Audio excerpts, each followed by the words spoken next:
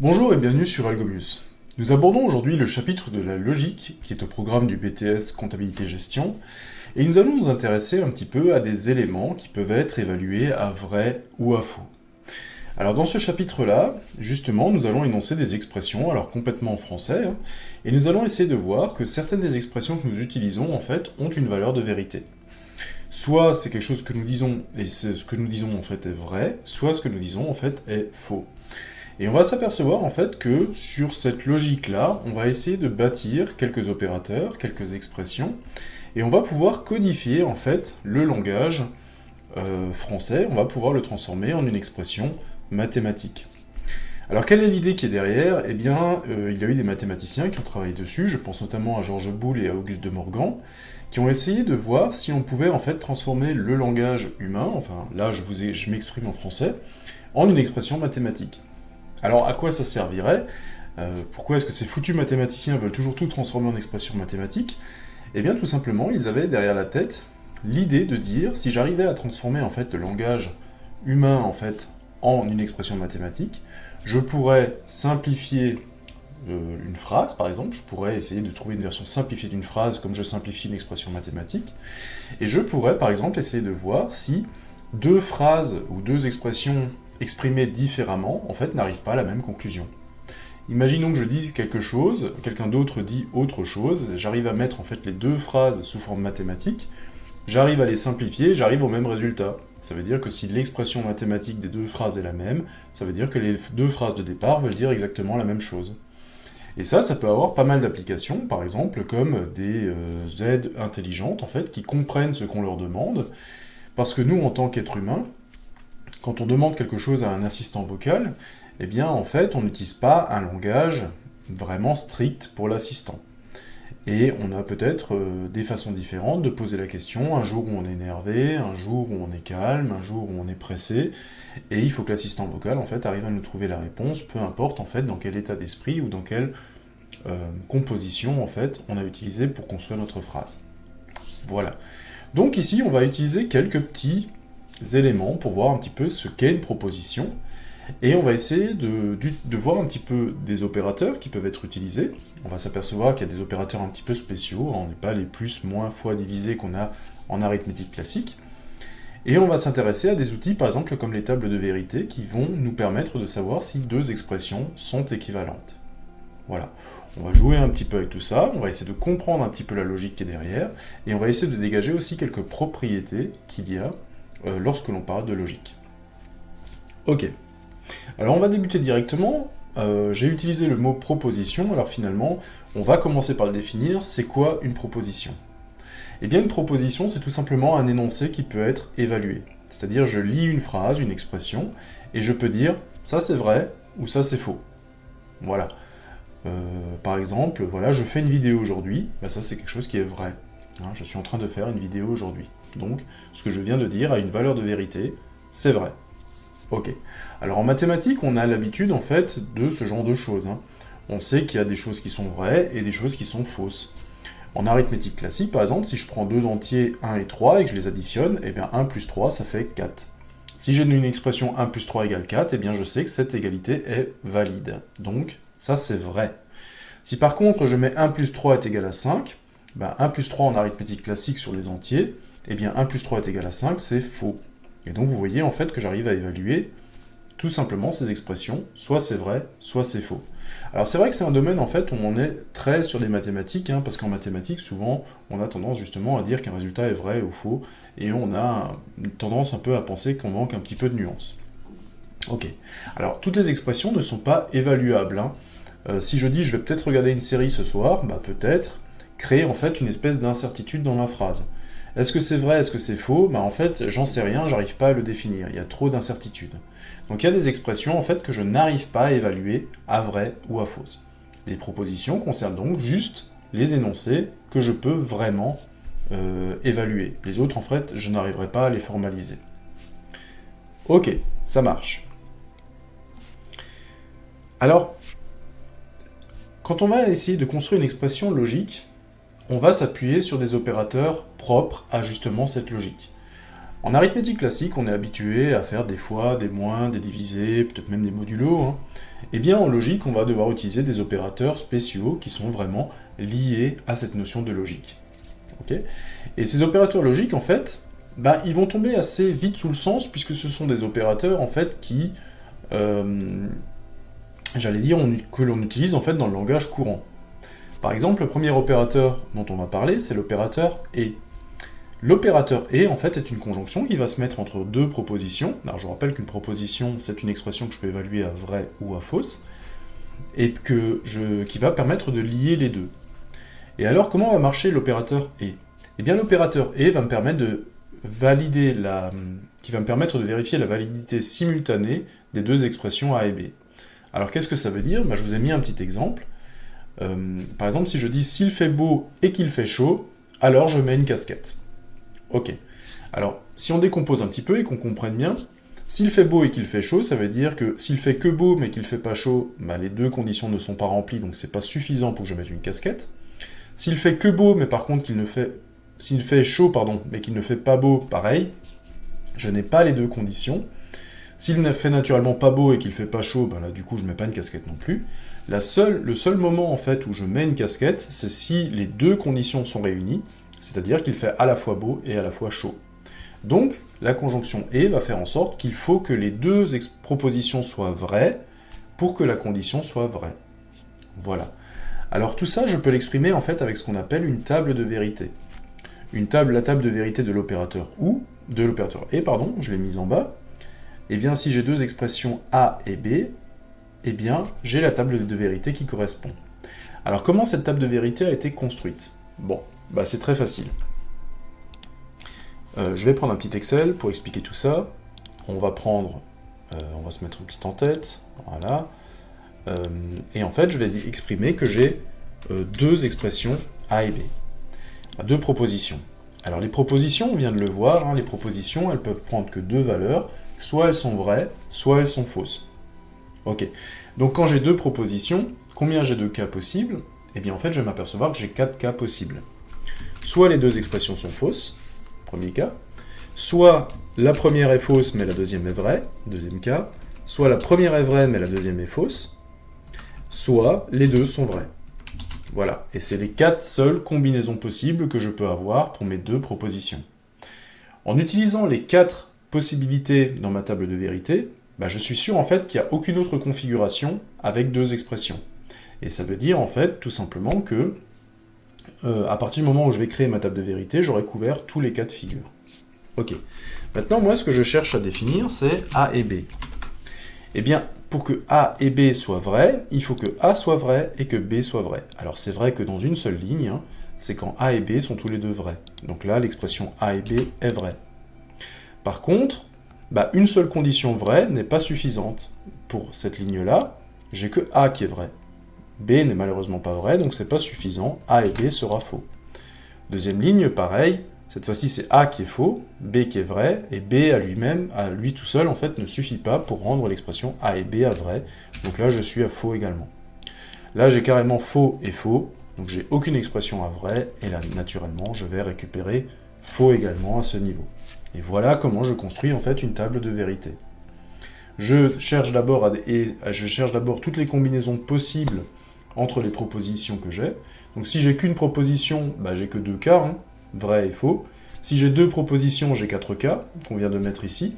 Et on va se rendre compte qu'à chaque fois que je rajoute une proposition, en fait, je multiplie par 2 le nombre de possibilités. Donc, une proposition, 2 solutions, 2 propositions, 4 solutions, 3 propositions, 8, 4 propositions, 16, et ainsi de suite. Donc comme ça vous permet de vous souvenir, lorsque vous créez votre table de vérité, d'être sûr que vous avez bien toutes les configurations en fait, qui vont vous servir à construire votre table. Voilà, le premier opérateur « et » qui est assez facile à comprendre, puisque le « et » c'est en fait un mot qu'on utilise dans le langage courant et qui a exactement le même sens en logique. Ok. Deuxième opérateur qui est assez simple, c'est l'opérateur de disjonction, qu'on appelle plus communément le « ou ». Alors là, le « ou », il va marcher un petit peu différemment de l'opérateur « et ». Alors je reprends toujours l'exemple en fait où j'ai deux propositions, A, il fait beau, et B, il fait chaud. Et on va voir la nuance qu'il va y avoir là-dedans. Donc cette fois-ci, l'opérateur OU va me permettre de vérifier la validité d'une des deux conditions. C'est-à-dire que cette fois-ci, je ne suis pas obligé que les deux conditions soient vraies, je vais me contenter d'une seule.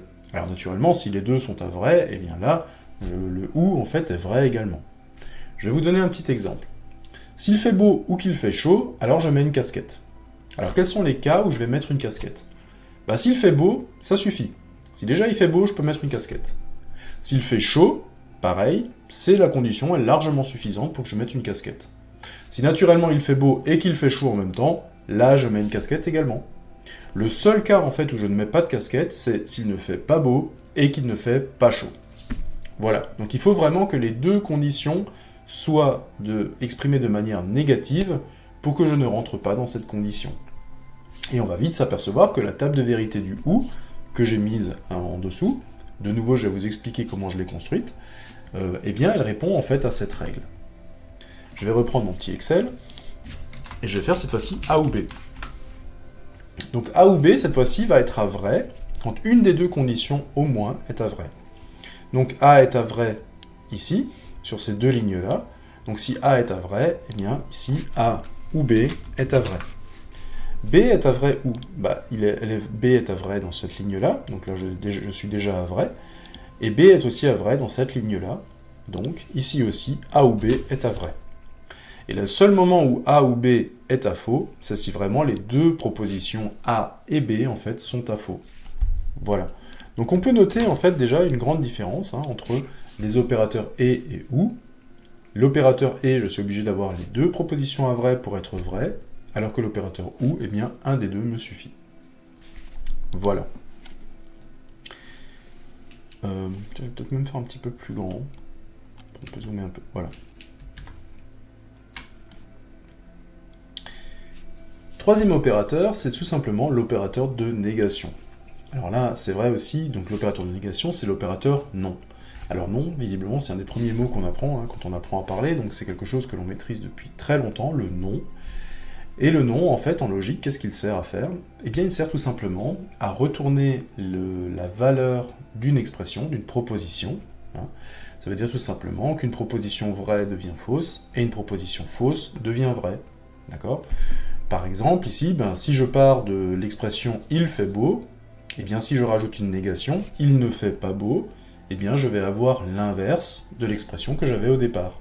Voilà, tout simplement. Donc, s'il fait beau aujourd'hui, c'est vrai, il ne fait pas beau, c'est faux. Si il fait beau aujourd'hui, c'est faux, eh bien, il ne fait pas beau est à vrai. Donc, vous voyez que c'est juste un inverseur, en fait, de la valeur de vérité. Ok. Alors, pourquoi est-ce qu'on a créé cet opérateur? Eh bien, parce que tout simplement, parfois, il est plus simple, par contre, d'exprimer la négation de quelque chose, en logique, que d'exprimer sa version positive. Ok. Il y a aussi autre chose à quoi va servir cette négation. On va s'apercevoir des fois qu'une double négation dans une phrase, eh bien, va s'annuler. Okay, d'être deux fois négatif, en fait, va me redonner le résultat de base. Si je vous dis, par exemple, je vous interdis de ne pas venir demain, je vous interdis de ne pas venir demain, c'est une double négation, j'ai une interdiction de ne pas venir, et donc ça veut dire que je vous demande de venir.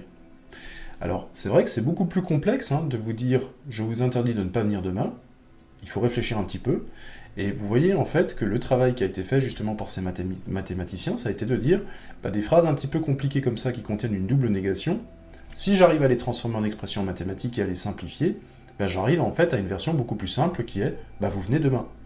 Voilà. Tout simplement, le travail est là. Donc une double négation, en fait, effectivement, ça s'annule. Et on va le voir en construisant notre table de vérité. Alors sur ma table de vérité, je vais juste prendre non A, puisque cette fois-ci, à la différence du A et du OU, du et et du OU, le non, en fait, est un opérateur unaire, c'est-à-dire qu'il n'a qu'une seule opérande, alors que le et et le OU se mettent entre deux propositions. Le non n'agit que sur une seule proposition. Donc non A, qu'est-ce que je vais faire? Je vais prendre la colonne A, qui est ici, et je vais tout simplement l'inverser. C'est-à-dire que dans la colonne A, j'ai faux, faux, vrai, vrai, et bien l'inverse, c'est tout simplement vrai, vrai, vrai, vrai, faux, faux. Voilà. Et quand je vous disais effectivement que inverser, prendre la négation d'une négation revient à sa forme positive, Eh bien, par exemple, si je prends non A, alors non A, c'est quoi? C'est la négation de non A. Alors non A, je l'ai ici, je viens de remplir cette colonne-là, et donc je reprends la négation de cette colonne. Vrai devient faux, faux devient vrai. Ici j'ai vrai, vrai, faux, faux, ça me donne faux, faux, vrai, vrai. Et on s'aperçoit effectivement que non A, c'est la même chose que A. Donc à force de faire une double négation, en fait, revient à la forme de départ. Ok. Donc ça, c'est déjà quelque chose, à la limite, qu'on pourra simplifier. Vous voyez, c'est déjà des simplifications qu'on peut faire dans les différentes expressions. Ok, ça marche. Alors ça, c'est des opérateurs plutôt logiques. Hein. On arrive à voir qu'avec l'étape de vérité, on arrive en fait à les assimiler.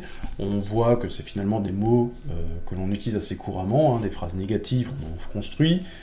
Les mots et ou, on les utilise aussi. Il n'y a pas de problème. On va arriver sur des opérateurs qui sont un petit peu moins utilisés, je dirais, couramment, qui sont des opérateurs peut-être un petit peu plus mathématiques. Le premier de ces opérateurs, en fait, on va parler de cet opérateur qui est l'opérateur d'équivalence. Alors l'opérateur d'équivalence, il se représente la plupart du temps avec une flèche des deux côtés, en gros, un truc comme ça, pour dire en fait que les deux expressions qui sont à gauche et à droite de cette double flèche, en fait, de cette équivalence, sont en fait équivalentes. C'est-à-dire que si je prends comme vrai ce qui est à droite de cette expression, eh bien, je dois dire que ce qui est à gauche de cette expression est vrai aussi. Ok. Alors comment est-ce que je peux... C'est comme si en fait les deux phrases, dire une phrase, impliquait forcément l'autre. Alors par exemple, je peux vous donner un petit exemple. J'ai cette fois-ci deux propositions. La proposition A vous dit que n est multiple de 2. Ok, donc n est multiple de 2, ça veut dire que n est choisi parmi 2, 4, 6, 8, 10, et ainsi de suite. Ok. Et j'ai une deuxième expression qui dit que n-2 est un multiple de 2. Ok. Alors pourquoi il y a équivalence entre ces deux phrases? Eh bien tout simplement parce que si je sais que n est pair, je sais que si j'enlève... Si n est n'importe quel nombre pair, je sais que si j'enlève 2 à n, eh bien le résultat est encore pair. Ok. Donc que je dise une des deux phrases, eh bien, implique forcément l'autre. Voilà, l'opérateur d'équivalence. Donc, ça veut tout simplement dire ça, voilà, si n est pair, eh bien, si j'enlève 2 à n, j'ai encore un nombre pair. Et si je prends le problème dans l'autre sens, c'est-à-dire que si j'ai un certain nombre et que je lui enlève 2 et que j'obtiens un nombre pair, ça veut dire que le nombre de base était déjà pair. Okay. Donc vous voyez qu'il y a bien équivalence, la A implique B et B implique A. Okay. Donc on a un opérateur d'équivalence.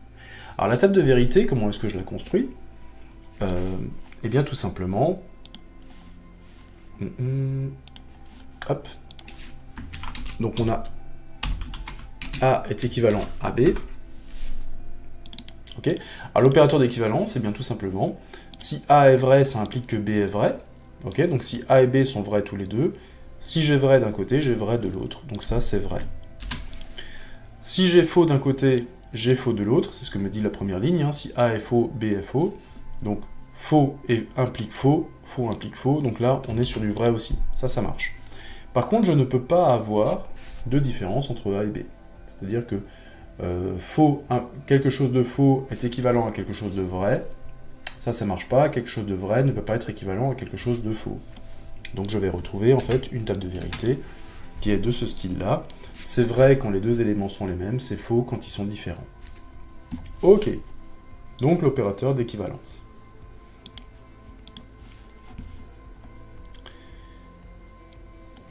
Le dernier opérateur dont j'aimerais vous parler, qui est peut-être un petit peu le plus étrange et celui dont on arrive un petit peu le moins à se souvenir de la table de vérité, j'ai quand même essayé de vous donner quelques petits trucs pour vous en souvenir, c'est l'opérateur d'implication.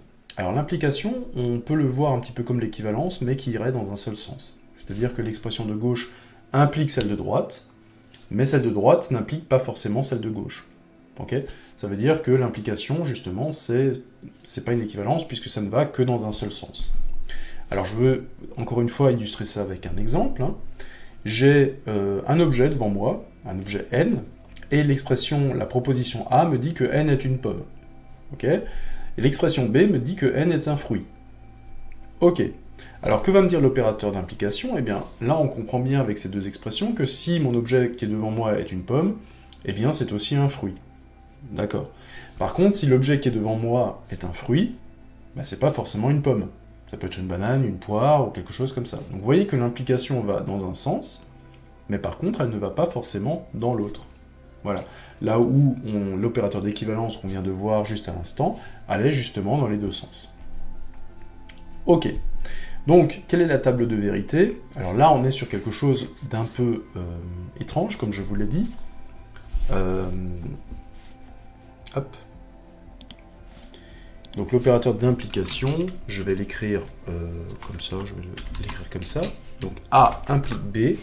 Alors qu'est-ce que ça veut dire?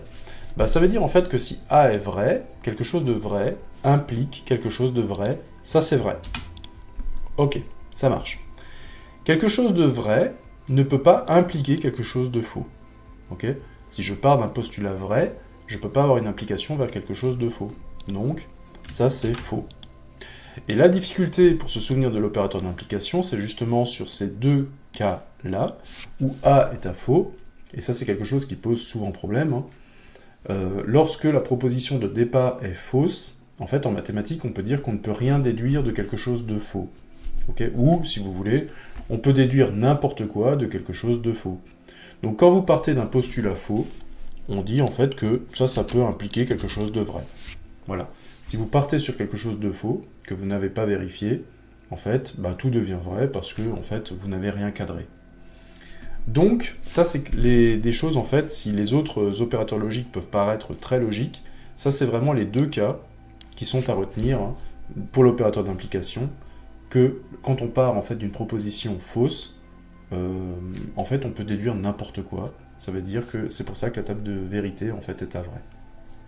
Voilà, pour vous en souvenir. Alors, c'est vrai que les deux derniers opérateurs, c'est des opérateurs purement mathématiques. Enfin, j'ai l'impression que c'est des opérateurs purement mathématiques, alors que les trois premiers opérateurs, le et, le ou et le non, eh bien, si jamais vous avez déjà eu d'autres cours dans d'autres domaines, comme par exemple l'informatique, comme par exemple l'électronique, ou ce genre de choses, eh bien, ces opérateurs, on va les retrouver plus souvent. Voilà. De mémoire, en fait, d'expérience, hein, j'utilise rarement les opérateurs d'implication et d'équivalence en dehors du domaine purement mathématique.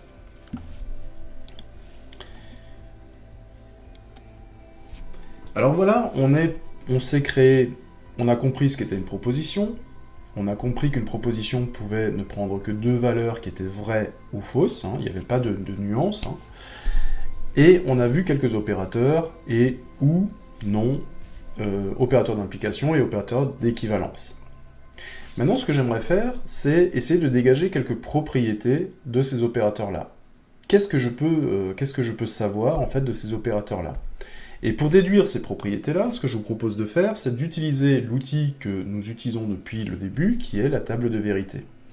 Nous avons vu que la table de vérité, eh bien, si jamais le résultat qui était dans la colonne d'une table de vérité était égal à une autre colonne, comme on l'avait ici avec non, non, A et A, en fait, on pouvait dire tout simplement qu'il y a égalité. Ça, c'est quelque chose que j'ai le droit d'écrire. Hein. Si les colonnes sont équivalentes, j'ai le droit d'écrire que A est égal à non, non, A. Ça, c'est une égalité que j'ai le droit de faire. Donc, pour que j'ai le droit d'écrire cette égalité, il faut non seulement que j'ai géré tous les cas de figure, donc si j'ai deux propositions, il faut que j'ai géré les 4 cas, et il faut que pour tous les cas possibles et imaginables, j'ai les mêmes valeurs de vérité pour les résultats. Ok. Alors moi, ce qui m'intéresse, c'est de dégager quelques petites propriétés des opérateurs et ou. Alors la première opération que j'ai envie de dégager, c'est essayer de savoir si les opérateurs sont ce qu'on appelle commutatifs. Alors qu'est-ce que j'appelle commutatif? Eh bien, si jamais on est habitué en fait en arithmétique classique, que si je vous écris 5 plus 3, en fait, vous n'êtes pas du tout dépaysé si je vous dis que c'est égal à 3 plus 5. La seule chose que j'ai fait, en fait, j'ai pris les opérandes et je les ai inversés. Et l'expression, elle reste vraie. Donc ça, c'est de la commutativité.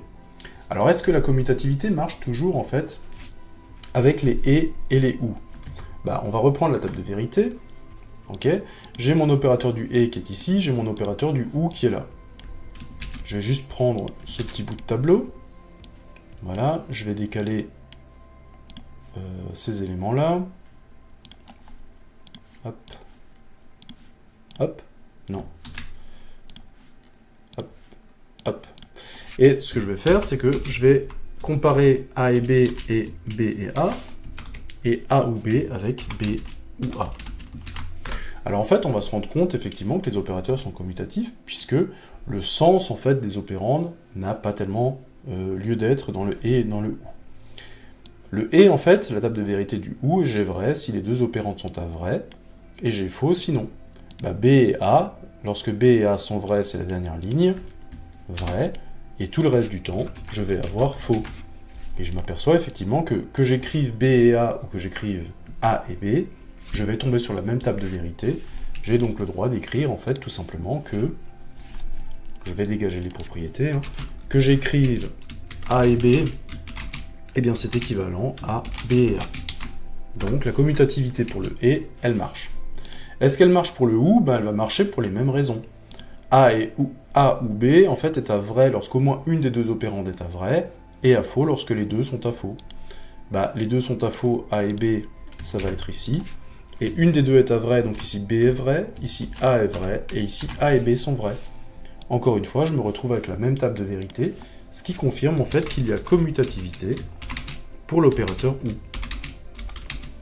Ok, donc que j'écrive en fait les opérations dans un sens ou dans l'autre, en fait, ça ne fait aucun changement. Ces deux opérations sont équivalentes. Donc, ça me permet de savoir un petit peu ce que j'ai le droit de faire et de ne pas faire en fait en logique. Ok, ça marche. Donc commutativité, ok. Deuxième chose que j'essaie de voir, c'est la notion d'associativité. Ok. Alors qu'est-ce que j'appelle la notion d'associativité? La notion d'associativité, on va dire par exemple qu'en algèbre classique, en arithmétique classique, si vous faites 5 plus 3 plus 2, par exemple, ok, eh bien en fait vous arrivez au même résultat que vous commenciez par calculer le membre de gauche, ou que vous commenciez par calculer le membre de droite. Donc l'associativité est vraie pour l'addition, elle est vraie aussi pour la multiplication. J'ai tout à fait le droit de commencer par le plus qui est le plus à gauche, ou j'ai le droit de commencer par le plus qui est le plus à droite, je vais arriver en fait au même résultat. Alors est-ce que ça marche si j'essaie d'associer par exemple A ou B ou C, ok, je le fais de la même manière, je vais me poser la question, alors je ne vais pas mettre d'égalité encore ici, je le mettrai tout à l'heure si jamais j'arrive à le prouver. Je vais essayer de prouver que j'associe par la gauche ou par la droite, je vais arriver au même résultat, et je vais essayer de faire pareil avec l'opérateur et. Et si jamais je trompe sur les mêmes tables de vérité, eh bien tout simplement j'aurais prouvé que les opérateurs sont associatifs. Ok, ça marche. Donc, si jamais je veux prouver ça, je vais essayer de me laisser un petit peu de place pour pouvoir intercaler ce que j'ai à faire. Ok. Donc, associativité. Alors, A ou B, bah, je l'ai déjà calculé, hein, c'est déjà ici. Ok. Donc maintenant, qu'est-ce qu'il me reste à faire? Il me reste à faire A ou B ou C. Ok, donc je vais calculer A ou B, je l'ai déjà calculé, ou C.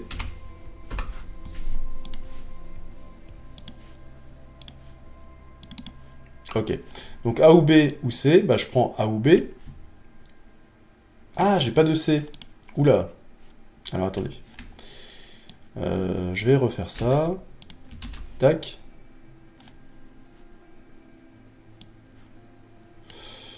Ouais, je vais le refaire tout entièrement. Donc là, il va me falloir C, évidemment. Ok. Cette fois-ci, donc, je me retrouve avec... j'ai besoin, en fait, de 3 opérandes. Ok. Donc j'ai besoin de 3 opérandes A, B ou C, sachant que ce sont de nouveau des propositions, et ces propositions peuvent de nouveau prendre les valeurs vraies ou faux. Alors en fait, qu'est-ce que je vais retrouver comme table de vérité pour être sûr de couvrir tous les cas? Puisque j'ai 3 propositions, eh bien je vais me retrouver avec 8 cas différents. Alors quels sont ces 8 cas? Eh bien soit les 3 sont faux, soit il n'y a que C qui est vrai, soit il n'y a que B qui est vrai, soit il n'y a que B et C qui sont vrais, soit il n'y a que A qui est vrai, soit il n'y a que A et C qui sont vrais, soit il n'y a que A et B qui sont vrais, soit il n'y a que A, B et C qui sont vrais. Je vérifie, 1, 2, 3, 4, 5, 6, 7, 8. Ok, ça marche, j'ai tous les cas. Ok, maintenant ce que j'essaie de voir, il faut que je calcule. Alors je peux pas faire un truc... Voilà. Je vais calculer A ou B. A ou B, je prends la colonne A, je prends la colonne B, opérateur OU. Si on a au moins un des deux qui est à vrai, c'est à vrai. Si jamais il n'y en a aucun des deux qui est à vrai, hein, les deux premiers là, j'ai faux, faux. Donc là, ça va être faux et faux. Ensuite là, j'ai B qui est à vrai, j'ai A qui est à vrai, et j'ai A et B qui sont à vrai. Donc tout ça, en fait, va me donner vrai. Ok. Deuxième temps, maintenant, je vais calculer A ou B ou C. Voilà, donc, parenthèse. Voilà. A ou B ou C. Bah, A ou B, je l'ai déjà ici. Donc il me suffit encore de prendre cette colonne avec C. Voilà. Pareil, hein, l'opérateur OU. Donc quand les deux sont à faux, première ligne faux et faux, ou faux, ça me donne faux. Deuxième ligne vrai ou faux, ça me donne vrai, et ainsi de suite. Hein. Donc faux ou faux, faux. Vrai ou faux, vrai. Et là, vous voyez que A ou B est vrai jusqu'au bout. Donc en fait, je vais mettre que des vrais. De l'autre côté, eh bien tout simplement, je vais commencer cette fois-ci par la partie de droite. Hein. Donc la partie de droite de cette expression-là, je vais commencer déjà par B ou C. Alors B ou C, je prends les colonnes B, C, je mets un opérateur OU entre les deux, c'est-à-dire que toujours la même chose. Hein. OU, si jamais un des deux est à vrai, ben c'est vrai. Si jamais aucun des deux n'est à vrai, c'est faux. Donc là, première ligne, j'ai faux et faux. Donc faux ou faux, ça fait faux. Vrai et faux, ça fait vrai. Vrai ou faux, vrai. Vrai ou vrai. Faux ou faux. Faux ou vrai. Vrai ou faux. Vrai ou vrai. Ok, ça marche. Et maintenant, pour compléter l'expression, il faut que je fasse encore A ou B ou C. Ok, alors B ou C, bah, je l'ai calculé ici. A, je l'ai ici. Donc il faut que je prenne les deux colonnes et que je mette un OU entre les deux. Ok. Donc là, j'ai quoi? J'ai faux ou faux, faux. Vrai ou faux, vrai. Vrai ou faux ou vrai, vrai. Faux ou vrai, vrai. Vrai ou faux, vrai. Vrai ou vrai, vrai ou vrai, vrai ou vrai. Ok. Et là, je m'aperçois effectivement que j'ai la même table de vérité. J'ai la même table de vérité, et donc si j'ai la même table de vérité, j'ai maintenant le droit de mettre une égalité, et je peux déduire que le OU est associatif. Alors je ne vais pas refaire la même chose avec le et, mais on est sur la même chose, hein, sur la même possibilité. Hein. Vous allez voir effectivement que le et est lui aussi associatif, hein, et que là je peux avoir une égalité là-dessus. Ça peut être un bon entraînement de refaire les tables de vérité pour le et, de le faire de l'autre côté, hein. Mais vous allez voir que si vous avez compris comment marche le et, c'est quelque chose d'assez simple, mais ça peut vous habituer en fait à mettre les tables de vérité en place. Ok. Alors qu'est-ce que je peux encore dégager? Donc G c'est cumulatif, c'est... qu'est-ce que j'allais dire? C'est associatif. Ce que je voudrais aussi voir, c'est est-ce qu'il y a distributivité? Alors qu'est-ce qu'on appelle la distributivité? Alors c'est une expression, par exemple, si j'ai 5 fois 2 plus 5 fois 4, hein, c'est ce que, en fait, la distributivité, c'est tout simplement ce qu'on appelle aussi la mise en facteur, hein, dans l'autre sens. Je m'aperçois ici que dans le membre de gauche, j'ai 5 dans le produit, et j'ai 5 dans l'autre produit aussi. J'ai donc le droit de mettre ça en facteur, et j'ai le droit de dire que c'est égal à 5 fois 2 plus 4. Ok. Pour s'en rendre compte, hein, il suffit de faire l'addition, hein, pour voir qu'il y a égalité. Hein.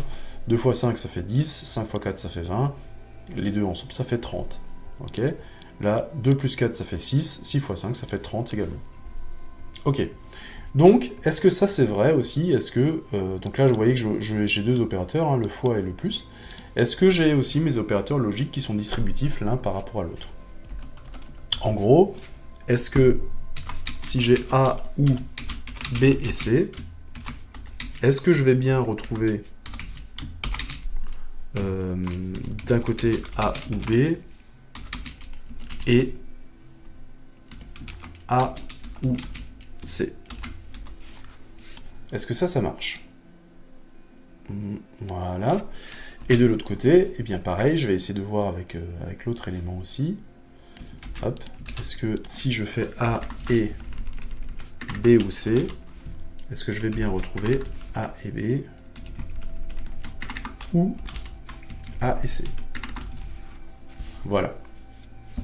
Donc là, pareil, hein, je propose de regarder avec une petite table de vérité comment ça fonctionne. Hop. On est toujours sur 3 opérandes, hein, donc je vais reprendre le tableau tel qu'il est ici. Hop. Tac. Alors, qu'est-ce qu'il faut que je calcule? Il faut que je calcule... Alors, il faut que... Ouais, je vais tout remettre à 0. Ça va être plus simple. Première chose, je vais m'occuper du membre de gauche. Alors, je vais faire B et C. Alors, B et C, je prends les colonnes B et C, et le et est à vrai si les deux sont à vrai, et à faux sinon. Donc, là, il y a un faux, là, il y a un faux, là, il y a un faux, là, les deux sont vrais. Faux, faux, faux, les deux sont vrais. Ok. Maintenant, je vais m'occuper de calculer mon expression de gauche, qui est A ou B et C. Donc B et C, c'est ici, A, c'est ici, il suffit de faire un ou entre les deux. Donc ou, c'est vrai quand il y en a au moins un des deux qui est à vrai. Donc faux ou faux, faux ou faux, faux ou faux, vrai ou faux, vrai, vrai, vrai, vrai. Ok, donc j'ai le membre de gauche. Maintenant, je vais m'occuper du membre de droite. Alors, j'ai déjà commencé par calculer A ou B. A ou B, colonne A, colonne B, le ou, c'est vrai quand un des deux est à vrai, c'est faux sinon. Les deux sont à faux, les deux sont à faux, B est à vrai, B est à vrai, A est à vrai, A est à vrai, les deux sont à vrai, les deux sont à vrai. Ok. Deuxième opérande, A ou C. A ou C, je prends la colonne A, je prends la colonne C. Si l'un des deux est à vrai, c'est vrai. Si les deux sont à faux, c'est faux. Donc les deux sont à faux, C est vrai. Les deux sont à faux, C est vrai. A est vrai, A est vrai, A est vrai, A est vrai. Ok. Dernière opération, je prends les deux opérandes que je viens de calculer et je vais mettre un et entre les deux. Donc je vais faire A ou B et A ou C. Ok. Je prends les deux opérandes qui sont ici et je mets un et entre les deux. Donc si les deux sont à vrai, c'est vrai, le reste du temps, c'est faux. Les deux sont faux, il n'y en a qu'un qui est vrai, il n'y en a qu'un qui est vrai. Les deux sont vrais, les deux sont vrais, les deux sont vrais, les deux sont vrais, les deux sont vrais. Ok. Je prends les deux expressions que je voulais comparer. Voilà. Et je m'aperçois qu'effectivement, ils ont la même table de vérité. La même table de vérité, j'ai donc le droit de dire en fait qu'il y a égalité entre les deux et que le et et le ou sont distributifs l'un avec l'autre. Ok, ça marche. Pareil, hein, je vous laisse faire la distributivité sur l'autre. Il y a effectivement égalité aussi. Ça peut être un bon exercice de le refaire pour voir en fait si on arrive à bien retrouver ces résultats et à monter notre table de vérité. Ok. Donc, on est commutatif, on est associatif, on est distributif. Du coup, ça marche effectivement comme n'importe quel... comme les opérateurs en fait arithmétiques. Ok.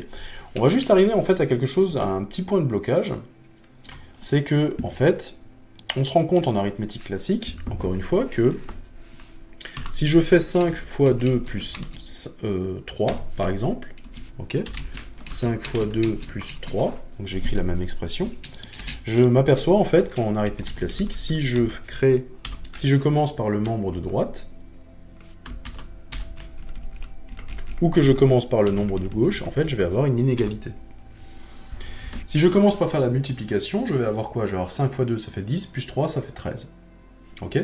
Et dans le membre de droite, eh bien, si je fais 2 plus 3, ça fait 5, fois 5, ça fait 25. 25 est différent de 13. Ok. Alors, qu'est-ce qui ne va pas là-dedans?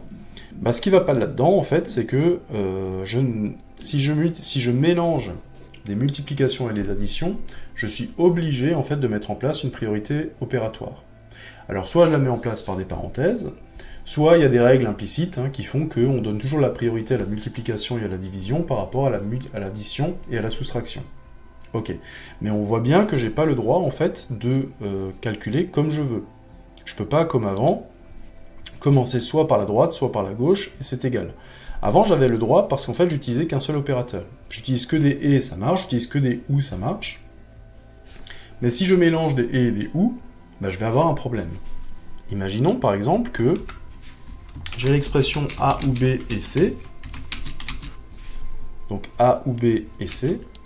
Et je cherche en fait si cette expression, eh bien je peux la calculer, elle arrive sur la même table de vérité, que je commence à calculer A ou B, ou que je commence à calculer d'abord B et C.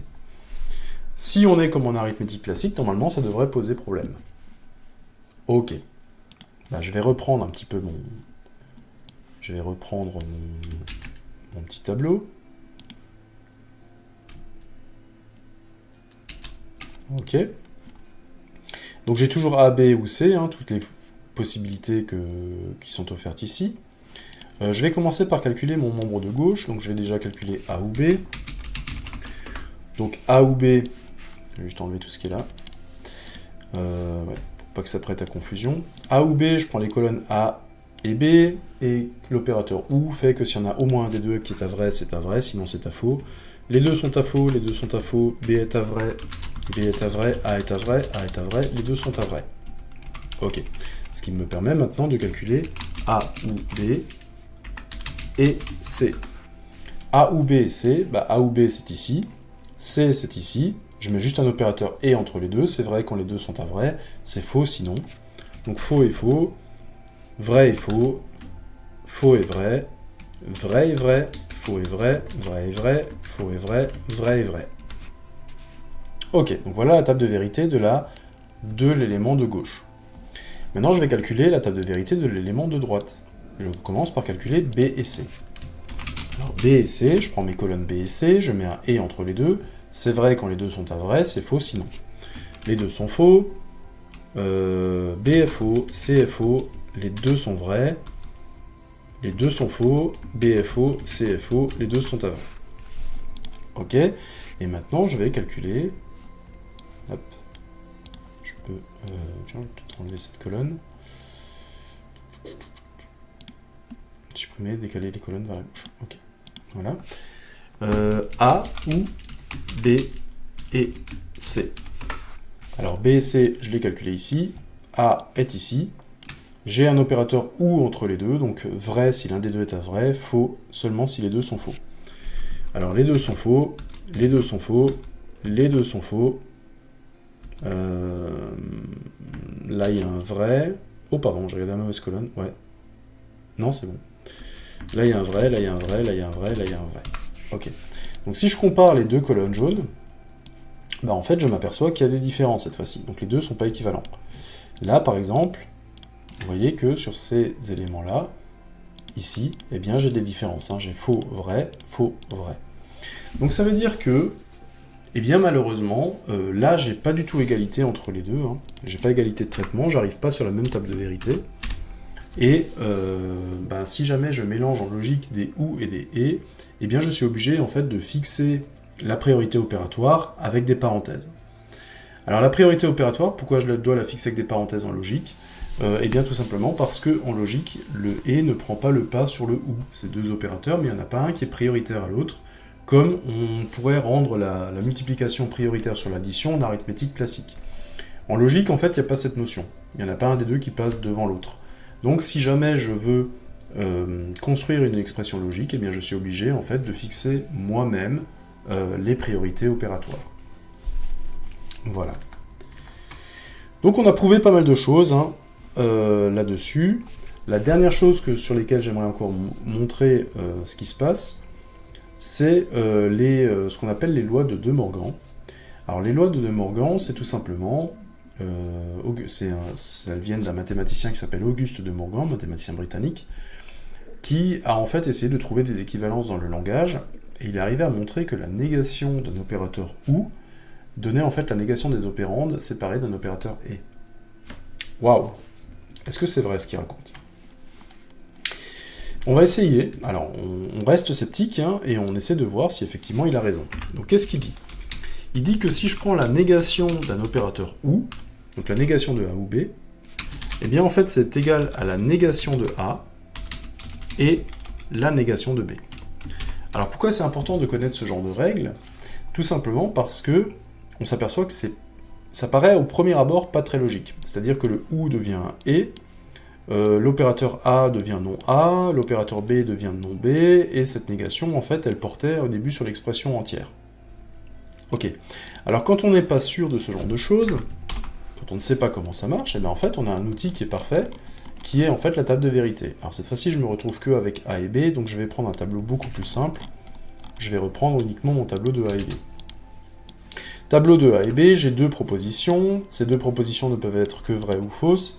Donc je n'ai que 4 cas de figure, les deux sont fausses, il n'y a que B qui est vrai, il n'y a que A qui est vrai, les deux sont vrais. Ok. Donc là je vais calculer A ou B, je vais essayer de calculer ça. Donc A ou B c'est quoi? A ou B c'est, eh bien,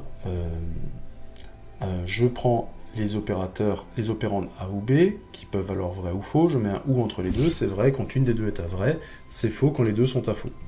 Donc là, les deux sont à faux, B est vrai, A est vrai, les deux sont vrais. Maintenant, je vais chercher la négation de A ou B. L'opérateur de négation, c'est quelque chose de très simple. Hein. A ou B, je l'ai calculé ici. La négation va juste inverser les valeurs de vérité. Faux devient vrai, vrai devient faux. Donc faux devient vrai, vrai devient faux, vrai devient faux, vrai devient faux. Ok.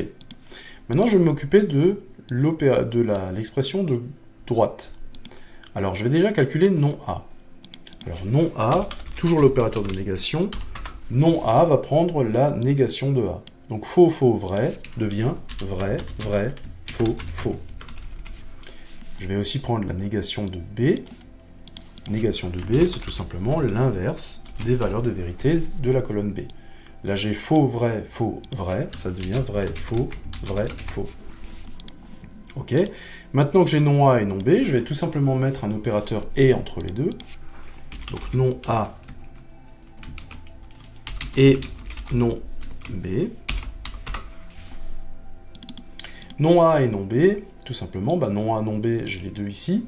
Et entre les deux, c'est vrai quand les deux sont à vrai, et c'est faux sinon. Les deux sont à vrai, B est faux, A est faux, les deux sont faux. Ok.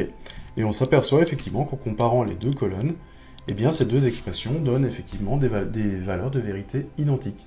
Et donc ces deux expressions sont bien en fait égales. Ok. De la même manière, en fait, Auguste de Morgan montre aussi, et ça vous pouvez le refaire en fait en refaisant la table de vérité, que la négation d'un et en fait est égale à la négation des opérandes séparées par un ou. Ok, ça aussi, ça fonctionne. C'est aussi une propriété qui a été mise en place par Auguste de Morgan. Là aussi, hein, si jamais vous voulez vous entraîner à faire des tables de vérité, n'hésitez pas à démontrer en fait la deuxième expression. Si vous arrivez en fait à l'égalité en fait dans la table de vérité, l'égalité des valeurs de vérité, vous aurez prouvé en fait que les deux expressions sont identiques. Ok. Voilà, donc si je fais une petite synthèse de ce qu'on a montré, on a montré que les opérateurs OU et sont commutatifs, on peut les changer. Associatifs, s'il n'y a que des opérateurs OU ou que des opérateurs et, on peut commencer en fait par l'opération que l'on veut. Les opérateurs OU et sont distributifs l'un par rapport à l'autre, hein. Je peux factoriser, je peux distribuer. Si jamais je mélange des OU et des et dans une expression, je suis obligé de marquer la priorité opératoire par des parenthèses, puisque de base, en fait, aucun des deux opérateurs n'a priorité sur l'autre.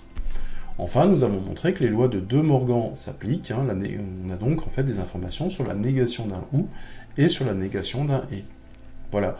Donc ça, c'est des propriétés que l'on peut utiliser en fait en logique pour essayer de voir en fait si deux propositions ne seraient pas équivalentes. Alors je vous propose de travailler sur quelques exemples pour bien ancrer en fait ce que l'on vient de mettre en place. On a donc cette fois-ci, on va traduire en logique en fait les expressions suivantes. Donc j'ai des affirmations de proposition. Un élève aime la comptabilité, et un élève aime la gestion en proposition B. Donc j'ai deux propositions, A et B. A, un élève aime la comptabilité, décidément, et B, un élève aime la gestion. Et je vais essayer d'exprimer, en fait, sous forme de propositions, des phrases en français que je vais énoncer en dessous.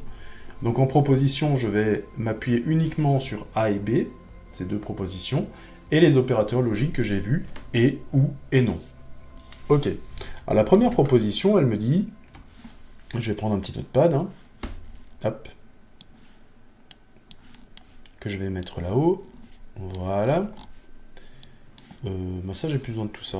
Enfin, je vais quand même peut-être le garder quand même. Voilà.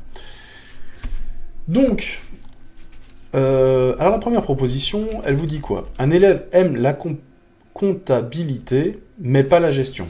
Alors, on va avoir du mal un petit peu avec le français, c'est que nous, on utilise énormément de mots de liaison. Par exemple, le mais. Mais qu'est-ce qu'il faut? Il faut arriver à traduire ce mais, en fait. En fait, un élève aime la comptabilité, mais pas la gestion. Ça veut dire que le même élève a deux propriétés. Il aime la comptabilité et il n'aime pas la gestion. Ok, donc un élève aime la comptabilité, ça veut dire qu'il est A et qu'il est non B. Voilà, il aime la comptabilité, mais pas la gestion. Ok, alors le deuxième élève, lui, il s'est peut-être gouré un petit peu de filière, hein, puisqu'il aime ni la comptabilité, ni la gestion. Ok, donc on a bien la notion de négation, il n'aime pas la comptabilité, pas, négation, et il n'aime pas la gestion, les deux à la fois. Donc lui, il est non A et non B. Vous voyez qu'on arrive à exprimer en fait ces idées-là avec des propositions. Un élève aime la comptabilité ou il n'aime pas la comptabilité, mais dans ce cas-là, il aime la gestion. Ah, donc attention, ça commence à être un petit peu plus... on va devoir y réfléchir un peu. Donc soit j'ai un élève qui aime la comptabilité, donc il est A, ok. Ou alors il n'aime pas la comptabilité, mais alors il aime la gestion. Ok. Alors, j'ai un ou alors il n'aime pas la comptabilité, donc ça c'est non A, mais il aime la gestion. Donc, et il aime la gestion B. Et là on arrive en fait dans un cas de figure que l'on a décrit un petit peu plus tôt, c'est que je suis dans une expression où je mélange des ou et des et. Et maintenant, en fait, le problème, c'est que si je ne mets pas moi-même la priorité opératoire, eh bien, je ne sais pas si l'expression que je voulais exprimer, c'était A ou non A, ou ce que je voulais exprimer, c'était A ou non A et B. Alors là, les parenthèses, si je relis bien, c'est un élève aime la comptabilité, premier cas, ou alors, deuxième cas, il n'aime pas la comptabilité, mais aime la gestion. Donc les parenthèses, en fait, se retrouvent bien autour du deuxième cas dans ce cas de figure-là. Donc vous voyez qu'on arrive à retrouver quand même, en fait, où se trouve la priorité opératoire. Et ça, c'est très important, ça doit être un réflexe. Hein. Quand dans une proposition, je mélange des et des ou, le réflexe doit être de se dire, oula, il faut que je mette des parenthèses, parce que sinon, en fait, je risque de mal interpréter mon expression. Dernière expression, un élève aime la comptabilité, mais pas la gestion, ou il aime la gestion, mais pas la comptabilité. Ok, alors soit il est dans un cas, ou alors il est dans l'autre. Alors ce que je vais déjà commencer à faire, c'est, je vais dire, voilà, alors soit il est dans un cas, ou alors il est dans un autre. Ok, j'ai l'impression que c'est le ou, c'est le pivot de ma phrase. Alors l'idée c'est quoi? Donc l'élève il aime la comptabilité, mais pas la gestion. Ok, premier cas, donc il aime la comptabilité et pas la gestion. Ok, deuxième cas, il aime la gestion, mais pas la comptabilité. Donc là, il n'aime pas la comptabilité, mais par contre, il aime la gestion. Voilà. Donc vous voyez qu'on arrive à faire des expressions quand même assez complexes. Rien qu'avec avec trois opérateurs, ça ne pose absolument aucun problème. Ok, ça marche. Donc vous voyez qu'on a des expressions un petit peu complexes. Dernière chose sur laquelle j'aimerais revenir, donc on va juste traiter quelques petits exemples. Donc on a les propositions suivantes qui permettent de savoir en fait si effectivement on a une valeur vraie ou une valeur fausse. Alors je vous encourage à reprendre les exemples qui sont ici, d'essayer de voir si, avec l'étape de vérité qu'on a vue plus tôt sur les opérateurs, ces expressions aboutissent à quelque chose de vrai ou à quelque chose de faux. Juste pour vous donner un exemple, la première, elle dit quoi? Elle dit 2 plus 3 est égal à 5 et 3 plus 5 est égal à 11. Est-ce que cette expression est vraie ou elle est fausse? Alors vous avez un opérateur « et ». Pour que l'opérateur « et » donne quelque chose de vrai, il faut que ce qui est à sa gauche soit vrai, et il faut que ce qui est à sa droite soit vrai. Alors ce qui est à sa gauche, c'est 2 plus 3 égale 5. Ça, c'est plutôt vrai en arithmétique classique quand on prend des entiers. Et, de l'autre côté, à droite, j'ai 3 plus 5 est égal à 11. Alors 3 plus 5, on sait que c'est égal à 8, et pas à 11. Donc, on a quelque chose de vrai et quelque chose de faux. Eh bien, selon la table de vérité de l'opérateur et, cela va aboutir à quelque chose de faux, puisque la seule façon pour qu'un et donne quelque chose de vrai, c'est que ce qui est à sa gauche et ce qui est à sa droite soient tous les deux vrais. Alors je vous encourage à faire tous les autres expressions et essayer de voir en fait si vous arrivez sur une valeur vraie ou une valeur fausse. Dernier exemple sur lequel j'aimerais m'attarder dans cette vidéo, j'aimerais vous montrer aussi que, alors je vous ai montré 5 opérateurs, hein, et ou non, implication et équivalence, mais vous allez pouvoir en construire largement d'autres. C'est-à-dire qu'en fait, ce sont des opérateurs qui sont largement suffisants pour construire n'importe quel autre opérateur. En informatique ou en électronique, vous avez même moins d'opérateurs que ça, puisque l'implication et l'équivalence, en fait, peuvent être simulés à l'aide d'autres opérateurs. En informatique, on utilise par exemple que les opérateurs ou, et non, et on arrive à construire en fait tous les autres opérateurs avec cet opérateur-là. Ok, alors je vais juste essayer de vous montrer comment est-ce qu'on peut construire un opérateur, comment est-ce qu'on peut simuler un autre opérateur avec les opérateurs que l'on connaît. Ok, il y a un opérateur qui est souvent connu en électronique qui s'appelle le OU exclusif. Alors le OU exclusif, si jamais je voulais en faire la table de vérité, je vais reprendre ici, je vais reprendre A et B, je vais me débarrasser de tout ça, et je vais enlever la couleur qui est ici. Ok. Alors l'opérateur de OU exclusif, qu'est-ce qu'il dit? Alors il est souvent appelé XOR, hein, exclusif OR en anglais. Hein. XOR en fait il dit quoi? C'est un opérateur qui dit tout simplement il faut que l'un des deux opérateurs soit à vrai pour qu'il soit vrai, mais par contre, quand les deux opérateurs sont à faux, il est à faux, quand les deux opérateurs sont à vrai, il est à vrai, et quand un des opérateurs est à vrai, il est à vrai. Donc il change de l'opérateur OU, dans la mesure en fait où deux vrais en fait renvoient faux avec le XOR. En gros, on peut résumer le XOR en disant qu'il renvoie vrai quand les deux opérandes sont différentes, et il renvoie faux quand les deux opérandes sont les mêmes. Voilà. Alors comment je pourrais me débrouiller en fait pour écrire mon XOR? J'aimerais trouver en fait une équivalence entre mon XOR et quelque chose qui serait écrit avec des opérateurs classiques. Donc je voudrais en fait un XOR B, je voudrais l'écrire toujours avec A et B, mais en utilisant plus que OU et non. Comment je peux me débrouiller? Alors la première chose que je peux faire déjà, je vais essayer de faire A ou B. Je vais écrire les tables de vérité de A ou B et de A et B. Peut-être que ça me donnera une petite idée. Alors A ou B, je prends les colonnes A ou B, hein, et A ou B, c'est faux quand les deux sont à faux, et c'est vrai le reste du temps. A et B, c'est faux quand il y en a au moins un des deux qui est à faux, et c'est uniquement vrai quand les deux sont à vrai. Ok. Et moi, ce que je cherche à obtenir, en fait, c'est cette colonne-là. Alors je vais essayer de combiner avec différents opérateurs pour voir si j'arrive en fait à cette solution-là. Alors comment je peux m'en sortir?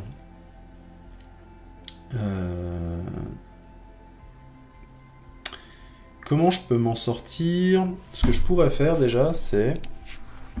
Alors si j'ai pas d'idée, je peux combiner les opérateurs, mais je vais déjà prendre la négation de A et B. La négation de A et B, ça veut dire quoi? C'est que je prends la colonne A et B et j'en prends tout simplement la négation. Faux devient vrai devient faux. Donc en fait, ça devient vrai, vrai, vrai, faux. Ok. Et maintenant, j'ai un peu quelque chose qui apparaît. C'est-à-dire que moi, ce que j'aimerais avoir, c'est faux en première et en dernière case, et vrai dans les deux cases du milieu. Là, je vais peut-être arriver à m'en sortir avec ces deux colonnes. C'est-à-dire que là, j'ai quoi? J'ai faux, vrai, vrai, vrai, vrai, vrai, vrai, faux. Ok, donc ça veut dire que si j'arrive à les combiner, j'aimerais arriver en fait à avoir la colonne jaune. Bah, en fait, je m'aperçois que ces deux cases, j'arrive à les combiner en fait avec un opérateur et. L'opérateur et va me donner vrai seulement si les deux colonnes sont à vrai, ce qui est vrai pour les deux colonnes du milieu, et va me donner faux si au moins une des deux est fausse, ce qui est vrai pour la première et la dernière ligne.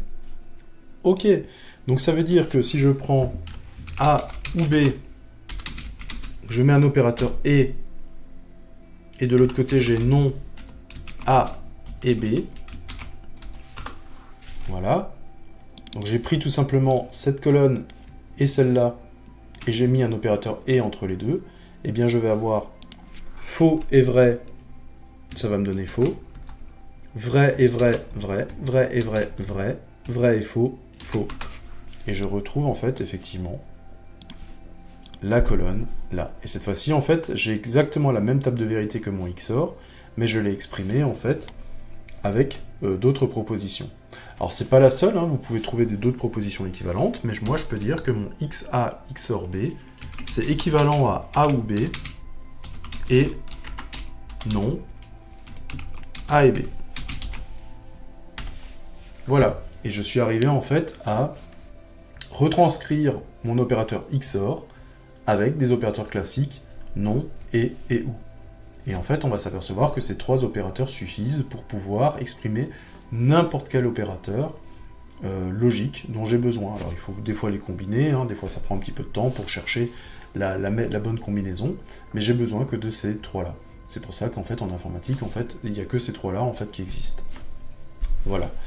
Qu'est-ce que je voulais faire encore? Eh bien, je voulais vous montrer aussi que ces opérateurs, ces expressions, vous pouvez les retrouver aussi sous Excel. Alors sous Excel, comment je peux faire? Par exemple, je peux prendre A et B, qui sont ici, et si jamais je veux exprimer A et B, alors Excel par contre, je vais être obligé de faire, d'exprimer les valeurs booléennes en toutes lettres pour qu'ils les comprennent. Donc je vais tout simplement mettre faux, vrai, vrai, faux, vrai, vrai. Et je vais exprimer A et B, je vais exprimer A ou B. Alors comment est-ce que je les trouve, ces opérateurs-là? En fait, dans Excel, vous avez ce qu'on appelle des fonctions que vous avez le droit d'utiliser. Si je commence en fait dans ma cellule par un égal, Excel va comprendre que je vais être dans une fonction. Et moi, je vais utiliser la fonction et. Donc vous voyez qu'elle existe. Et j'ouvre une parenthèse, et Excel m'explique donc du coup ce que je dois mettre dans le et. Je dois mettre une première valeur logique, une deuxième éventuellement, et éventuellement une troisième, une quatrième, et ainsi de suite. Donc et, je vais prendre première valeur logique A, point virgule, deuxième valeur logique, ce qu'il y a dans B, ah il chevauche un petit peu, c'est pas grave, je vais mettre en haut B63, voilà. J'ai ma formule qui est en place, hein, et la valeur qui contient la première ligne de A et puis la deuxième de B. Et cette formule, en fait, je vais juste la tirer vers le bas. Hop. Et vous voyez, en fait, que j'ai bien la table de vérité du et. Faux, faux, faux, vrai. Et n'est vrai que quand les deux opérandes sont à vrai et faux sinon. Ok. J'ai aussi l'opérateur OU, naturellement. L'opérateur OU, qui marche de la même manière, hein, qui va prendre une valeur logique. Donc je vais prendre OU, la première valeur de A, point virgule, la deuxième, celle de B, je fais entrer pour valider ma formule, je la tire vers le bas, et j'obtiens la table de vérité du OU. OU est à vrai quand au moins une des deux opérandes est à vrai, et est à faux sinon. Ok. Dernier opérateur que l'on peut voir, c'est l'opérateur non. L'opérateur non, pareil, il existe exactement sous ce nom-là, non, N-O-N. J'ouvre la parenthèse pour dire que je suis dans un opérateur logique. L'opérateur logique, cet opérateur est unaire, hein, c'est-à-dire qu'il ne sépare pas deux opérateurs, mais il en concerne qu'un seul. Je prends donc cette fois-ci que la colonne A, je valide, et vous voyez que quand je tire ma formule vers le bas, eh bien la colonne faux, faux, vrai, vrai me donne vrai, vrai, faux, faux, l'inverse en fait de A. Donc vous voyez en fait que j'arrive à exprimer à l'aide de ces opérateurs logiques qui sont un petit peu présents partout. Ils sont présents dans Excel, ils sont présents dans les langages de programmation, ils sont présents en électronique, et c'est toujours un petit peu la même notion qui se cache derrière. Voilà.